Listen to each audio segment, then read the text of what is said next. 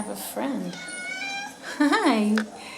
Yes. I don't know. I hope my friend stays around. I don't have anything to feed him, but I hope he'll stay.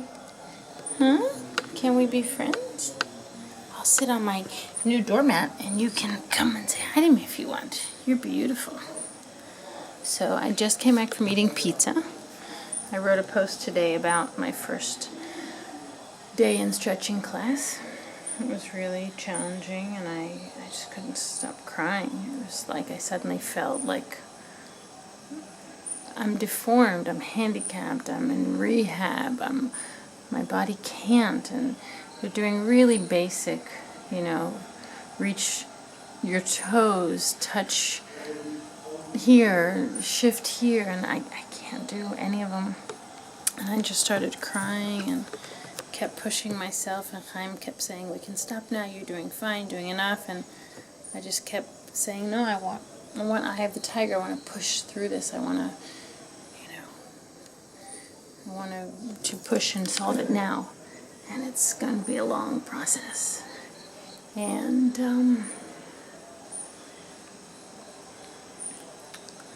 I wrote a post today about everything I wanted. I wanted my mom to take my hair and put it behind my ears like that. And I was a little girl and I was upset she would do that. I wanted Solai just to cuddle with me. I wanted Kobe to hug me, put his arms around me. I wanted pizza. I wanted sex. I said I want to consume and I want to be consumed. I want to disappear. I want it to go away like a bad dream. There's a lot of emotional stuff came up today. And then walking home I saw Will.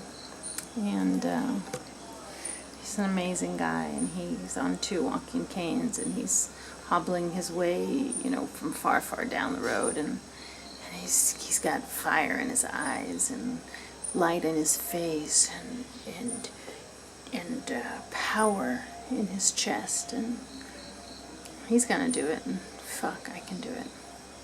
Will is my inspiration. This guy can do it. So I will walk through fire. I will do this. I will go to class tomorrow, and I will push myself, and I will do. And I wrote about it, how like I couldn't even get down the steps. Like you might have just rolled me down the steps. I was just so painful. And Miranda was beautiful as always. And they have all these assistants that come around and help. And Chaim is one of those assistants. And okay, if you're not going to acknowledge me, you can't come into my house. We need to be friends. You're not looking for food. No, you're becoming my friend because you want to befriend me, not because you want to steal food or, go on my bed or something. Okay, so if we're going to become friends, we need to both get something out of this relationship. I want affection. Goodbye then. I lost my one friend. I thought this would be really a wonderful relationship.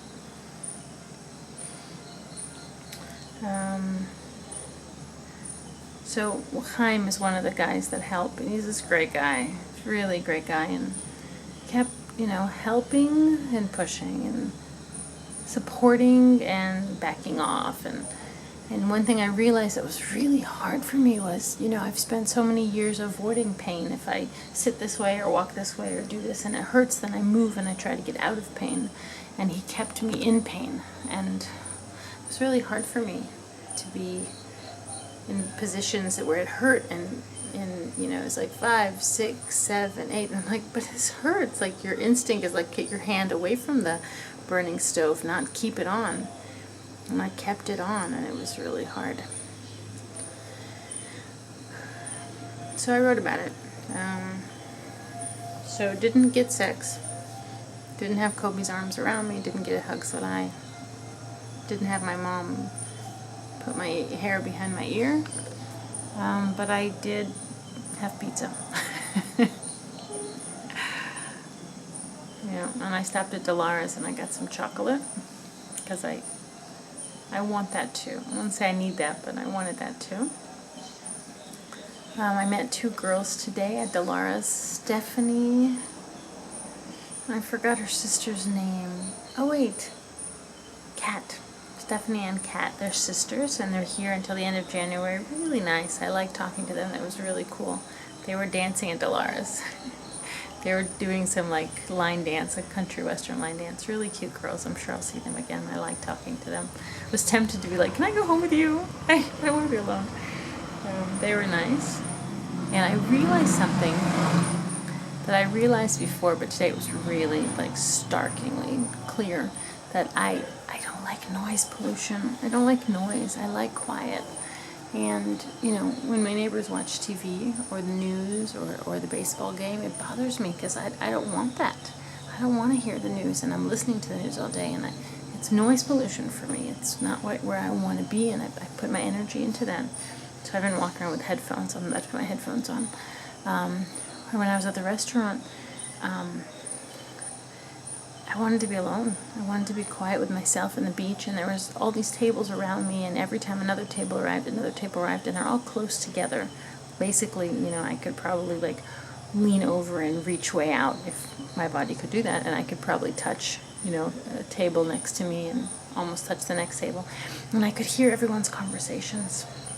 And I didn't want to hear about, you know, his affair, and I didn't want to hear about that dog, and I didn't want that, and I didn't know how to read my book. I didn't know how to be in my thoughts or be with nature when I had all that noise around me. I just didn't know how to be quiet inside with all those audio distractions. And I realized also that in my family life that's challenging for me when my kids fight or scream.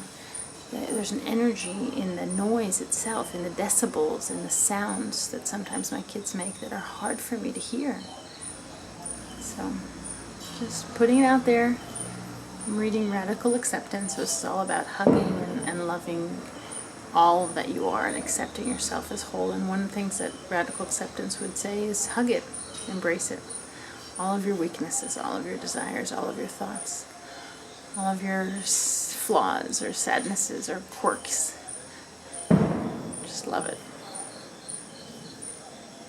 Yeah, I'm going to go inside, eat some chocolate, get a little bit of work done. I have 45 minutes left of work to do. I'm supposed to do an hour a day. Let me get that done. Chit chat around, see if I can find Kobe and the kids on Gmail or not Facebook, WhatsApp, and go to bed early.